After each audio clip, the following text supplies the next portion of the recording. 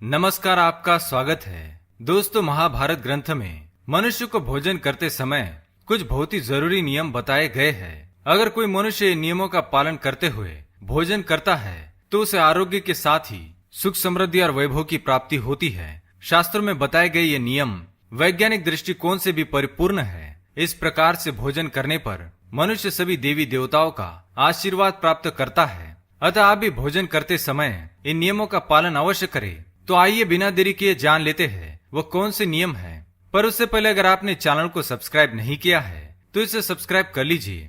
साथ ही वीडियो को एक लाइक करना ना भूले।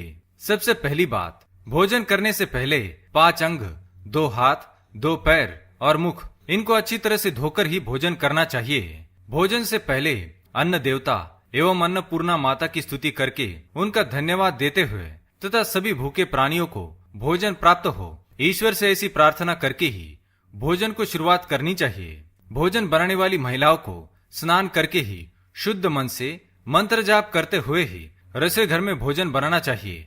सबसे पहले 3 रोटियां, एक गाय के लिए, एक कुत्ते के लिए और एक कौवे के लिए अलग निकालकर फिर अग्निदेव को भोग लगाकर ही घर वालों को खिलाना चाहिए। भोजन किचन में बैठकर ही सभी के साथ करें। प्रयास यही करना चाहिए कि परिवार के सभी सदस्यों के साथ मिल बैठकर ही भोजन किया जाए। नियम अनुसार अलग अलग भोजन करने से परिवार के सदस्यों में प्रेम और एकता कायम नहीं हो पाती है। भोजन का समय प्रातः और सायंकाल ही भोजन का विधान है, क्योंकि पचन क्रिया की जठराग्नि सूर्योदय से 2 घंटे के बाद तक एवं सूर्यास्त से 2.5 घंटे पहले तक प्रबल रहती है। जो व्यक्ति सिर्फ एक समय भोजन करता है वह योगी है, और जो 2 समय भोजन करता है वह भोगी कहा गया है। तीसरी बात, भोजन की दिशा। भोजन पूर्व और उत्तर दिशा की ओर मुख करके ही करना चाहिए। दक्षिण दिशा की ओर किया गया भोजन प्रेत को प्राप्त होता है। पश्चिम दिशा की ओर किया हुआ भोजन खाने से रोग की वृद्धि होती है।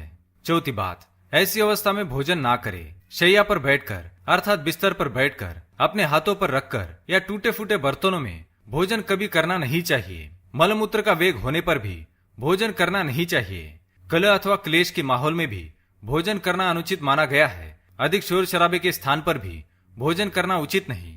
पीपल एवं वटवृक्ष के नीचे बैठकर भी भोजन नहीं करना चाहिए। परोसे हुए भोजन की कभी निंदा नहीं करनी चाहिए। खड़े खड़े भोजन करना भी अनुचित माना गया है। जूते पहनकर या सिर ढककर भी भोजन नहीं करना चाहिए। आइए अब जानते हैं भोजन कैसा होना चाहिए। बहुत तीखा या बहुत ही मीठा भोजन नहीं करना चाहिए। किसी के द्वारा छोड़ा हुआ भोजन भी कभी ग्रहण नहीं करना चाहिए। आधा खाया हुआ फल, मिठाइयाँ आदि फिर से नहीं खानी चाहिए। खाना छोड़कर उठ जाने पर दोबारा भोजन कभी करना नहीं चाहिए। जो कोई भी ढिंडोरा पीटकर खिला रहा हो वहां पर जाकर कभी भोजन नहीं करना चाहिए। पशु या कुत्ते के द्वारा छुआ हुआ भोजन कभी करना नहीं चाहिए। रजस वाला स्त्री के द्वारा परोसा गया भोजन भी करना अनुचित है। श्राद्ध का निकाला हुआ, बासी या मुंह से फूंक मारकर ठंडा किया गया भोजन भी करना अनुचित है। बाल गिरा हुआ भोजन भी ना करे। अनादर युक्त अवहेलना पूर्ण परोसा गया भोजन भी कभी ना करे। कंजूस के द्वारा वैश्या के हाथ का, शराब बेचने वाले का दिया भोजन भी और ब्याज का धंधा करने वाले व्यक्ति का भोजन भी कभी करना नहीं चाहिए। छठी बात, भोजन करते समय ध्यान रखे। भोजन के समय मौन रहे। रात्रि के समय भरपेट ना खाए। अगर भोजन करते समय बोलना आवश्यक है तो केवल सकारात्मक बातें ही करे। भोजन करते समय किसी भी प्रकार की समस्या पर चर्चा ना करे। भोजन को बहुत चबा चबा कर खाए।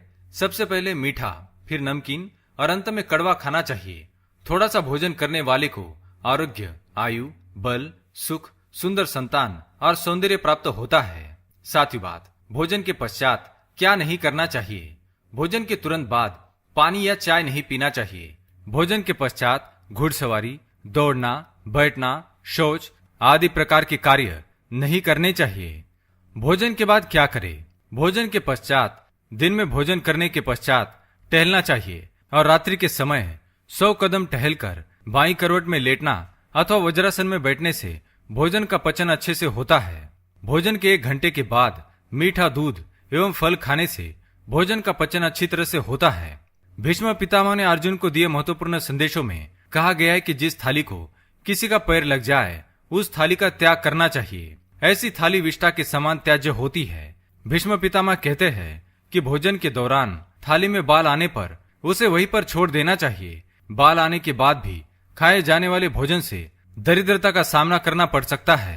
भोजन पूर्व जिस थाली को कोई लांग कर गया हो, ऐसे भोजन को भी कभी ग्रहण नहीं करना चाहिए। इसे कीचड़ के समान छोड़ देने वाला समझना चाहिए। भीष्म पितामह ने अर्जुन को बताया कि एक ही थाली में भाई भाई भोजन करे तो वह अमृत के समान हो जाती है। ऐसे भोजन से धन धान्य, स्वास्थ्य और लक्ष्मी की वृद्धि होती है। भीष्म पितामह के अनुसार पति पत्नी को एक ही थाली में भोजन करने को निषिद्ध माना गया है। भीष्म पितामह के अनुसार एक ही थाली में पति पत्नी भोजन करते हैं तो ऐसी थाली मादक पदार्थों से भरी मानी जाने वाली होती है।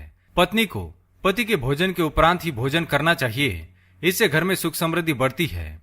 तो दोस्तों, ये थी वो महत्वपूर्ण बातें जो महाभारत में बताई गई है। अगर ये जानकारी आपको पसंद आई तो वीडियो को लाइक करें, कमेंट में जय मां अन्नपूर्णा अवश्य लिखें, साथ ही चैनल को सब्सक्राइब करें ताकि आप ऐसे आध्यात्मिक जानकारी वाले वीडियो देख सके। धन्यवाद।